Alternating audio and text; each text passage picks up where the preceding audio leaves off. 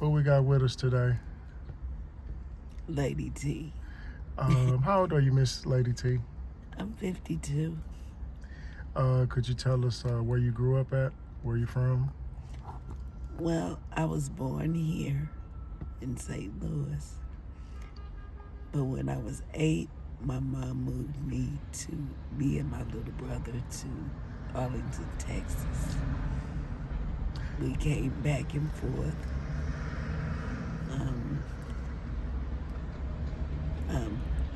Because I was visiting my grandma. I went to Yateman in elementary and middle school. Yeah, brothers and sisters. One brother. What's your relationship like with your brother? It's not too good at all. He doesn't talk to me. Both parents in the household that you grew up in? No, just one. My dad was kind of around. He sent money. That's about all he did. What did mom teach you growing up? My grandmother mostly raised me. After we moved to Texas, my grandma came up there with us for a little while. Then she came back here, and I came back up here with her when I was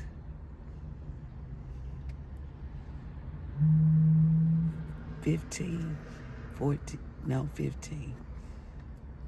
My grandmother was sick. She was very sick.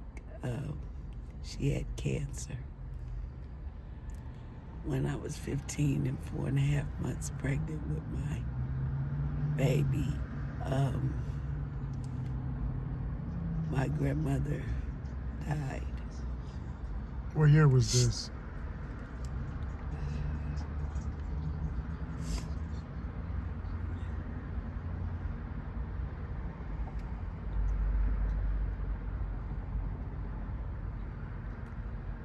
This was 88. 1988. My grandmother was my mother. She was everything to me.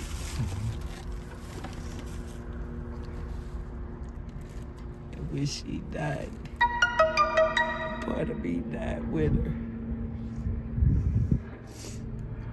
I was 4.5 months pregnant. I was holding her hand. Well, first I walked into the room, and she was sitting there. She was like a vegetable. The cancer had went from her hip. They did a hip replacement, and then it went to her lung, and one of her lungs collapsed. Then it went to her brain.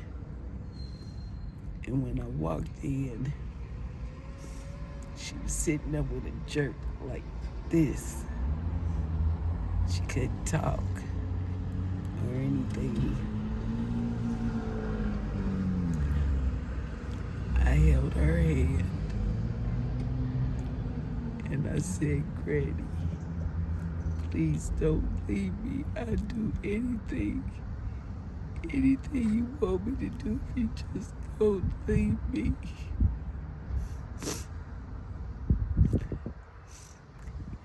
And I prayed to God and asked God to not take her from me.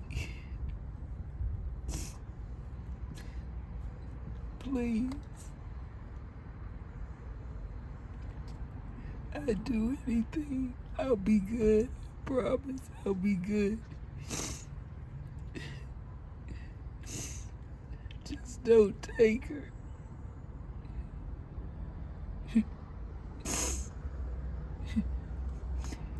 And she stopped jerking. Her prayer partner was sitting there. And she go, oh, she rested now, but we really thought she was resting because she just stopped jerking and everything. But we thought she was just resting.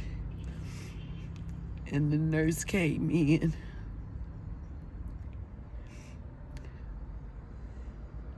The nurse came in and she stopped in her tracks and ran out. And she came in with another nurse and they closed the curtain.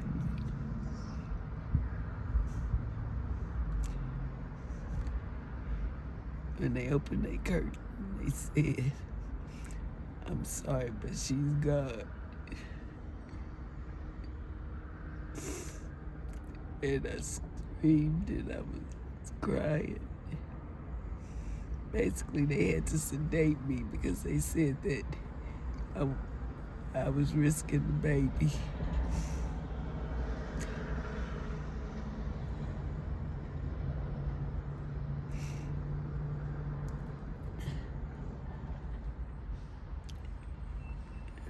She was gold. She was just gold. Gold.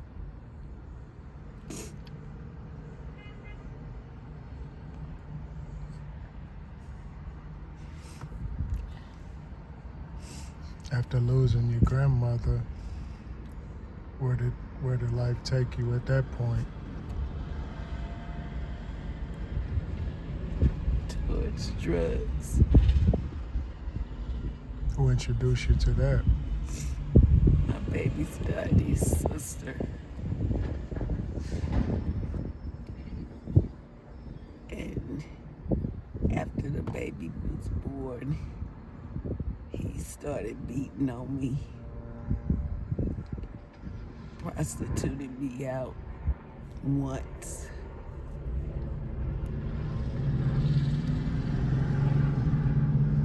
And his uncle got on him about it because I wasn't that type of person. She said, she's a good girl, don't do that to her.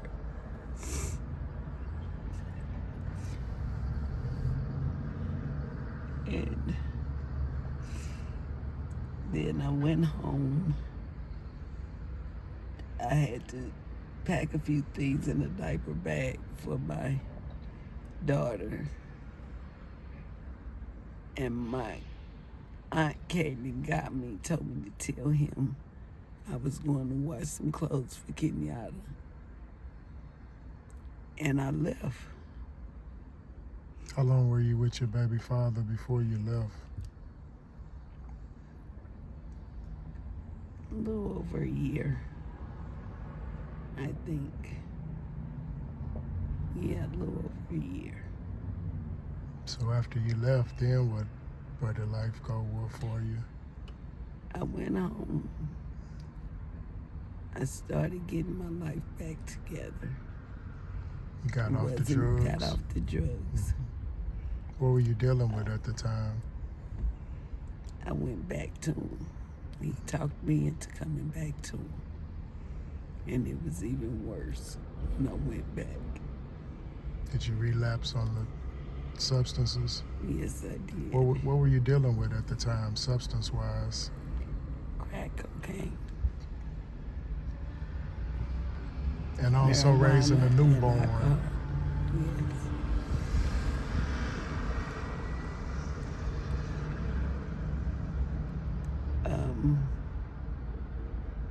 How long did you stay the second time you went back? I didn't stay very long. I think I stayed like a month, maybe a month and a half, 2 months, something like that. And I went back home.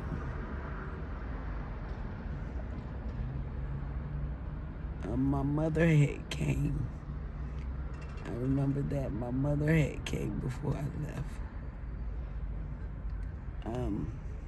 Before I got on the drugs, she tried to get me to come home.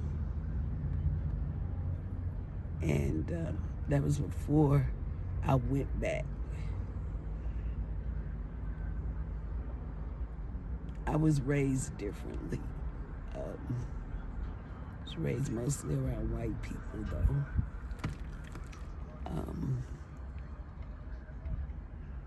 I walk differently, I talk differently, I act differently. You wouldn't even believe I'm the same person. How long have you been dealing with the substances? Since you were 15, 16? 16 and a half. Have you ever tried And to get clean? I've been clean on and off. The longest I was clean was the last time. And I was clean for almost 7 years. I relapsed a month or two. I think it was a little over 1 month. That to 2 months that I relapsed, and that was in 2019. So you've been dealing with it ever since 2019? Yes. I had got off in 2012. And my annual 7th year would have been 2019. 19 of April 5th. Day after my grandmother's birthday. I was so happy I got clean around that time. I wish it had been on her birthday, but it was after. You ever think about trying to regain your sobriety? All the time. What's stopping you? Especially lately. I'm going through a lot. I'm trying to get out of where I am right now. I live with my ex-boyfriend. Of course, I'm still in love with him. He has a girlfriend. He moved in now. So it's kind of like you're like a third wheel. Yeah. Are you still dealing with him, or it's just kind of like you just We're need a not place together. to stay? We're not having sex or anything. We're supposed to be good friends, but it's like I don't feel like he's my friend anymore.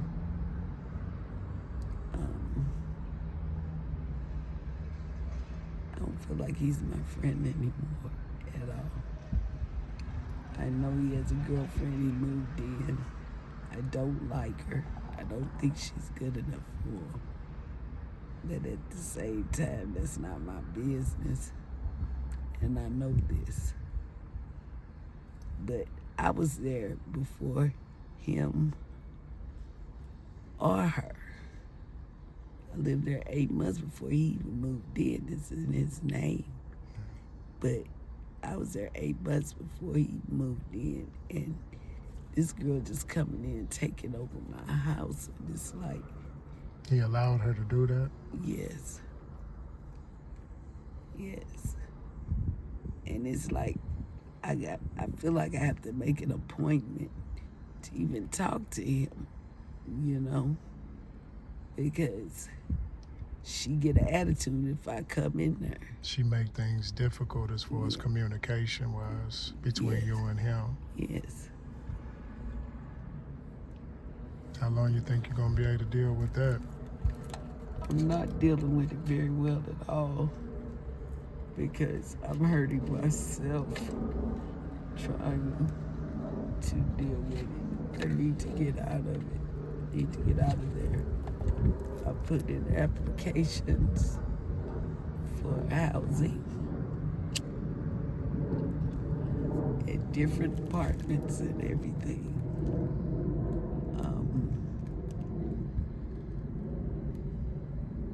Nobody just has called me yet. I got a letter from the Housing Authority. They want me to come in tomorrow with my birth certificate and all that stuff. And somehow my driver's license is missing from the bottom of my purse. And my birth certificate, social security card that they never took it out the envelope. And my ward letter is gone. And I don't know where it is. So you need all that documentation? I need it all. I can give you some information on where you can go and obtain those documents for free. How? I have no ID. You gotta have ID to get ID. When we get through with this, I'll give you the information. I'll give it to you. Okay. If you could go back in time and talk to a young Miss T, knowing what you know today, and you could change anything in your life, what would you change? Or what would you tell her? I would be a mother that I'm supposed to be to the 5 kids that I have. What's your relationship like with your 5 kids? We have none. They're very angry at me. They don't like me. Why are they I don't even angry talk at to you? any of them but 2, and one of them barely talk. 2 of them barely talks to me. What's the breakdown in the communication with you guys? They I feel like you abandoned them? That too, and my drug addiction. They trying to get you to get off, get clean. They want me to. Do you want to? Yes. I really do want to get back clean. So you would be a mother, and what else would you do? I would never get on drugs. Never get on drugs. What advice would you give to a young lady who thinks she knows it all and is thinking about walking in the same footsteps that you walked in previously in your life? What would you tell her? For her to be better than me. Don't get on drugs. Somebody come to you with drugs, you run. Run as far as you can. And keep the blood of Jesus over you. Plead the blood of Jesus over you every day, all through the day, at night before you go to bed. Pray. Pray. God helps. He does. You just gotta let him and trust him. And I know it's hard to trust, but you gotta try. Because trust, I have a big trust issue. A big trust issue. But you have to try and trust him. Because he's the one that you have to trust to get you through it. Because he's the only one. He made you. He made you. He made everything out here. So he's the only one that knows how to deal with anything and everything. And he will show you how and do what you can't do. If there's anything you want to say in closing, Miss T, that you haven't gotten off your chest, anybody looking for you, worried about you, wondering if you're okay, anything you want to say in closing, you can say it at this point. I want to say to my kids, I love you. I really do. I always have. And I am so sorry. I really am. But I am messed up. I'm bipolar disorder, schizophrenic. And I'm not taking my medicine properly, which I'm starting on the 16th.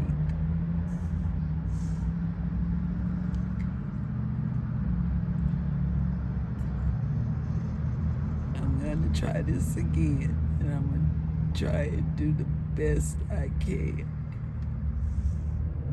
But family, I love you.